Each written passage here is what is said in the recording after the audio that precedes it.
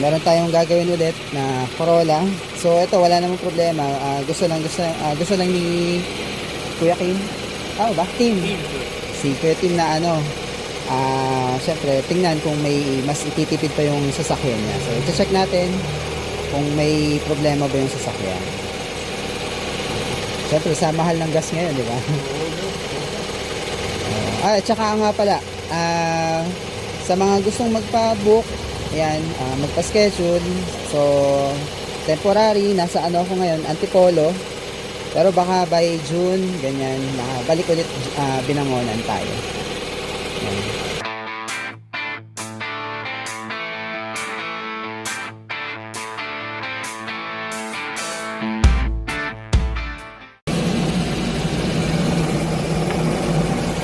Sige, so vacuum advancer, tingnan natin.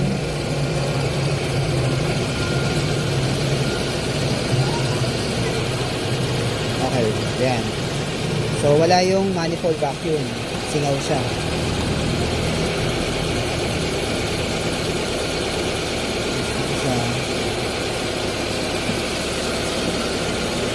Wala din. So, yung vacuum advancer, siya, for replacement. Okay, pero tingnan natin kung magre-react pa to pag naka-bypass. Wala talaga. So ito, kailangan siya palitan. So yan, isa yan sa pag napalitan yan, mas titipid to. So kumbaga ang nag-a-advance lang sa kanya sa ngayon yung mechanical advance niya. So yan, isa yan. Tapos bukod doon, nagva-vacuum leak pa siya sa loob. So kailangan babarahan muna natin tong hose niya para yung vacuum niya tumaas.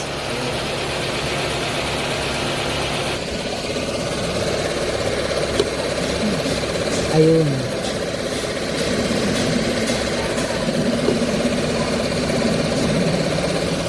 Naka-advance niya. In advance. Naka-advance siya. So,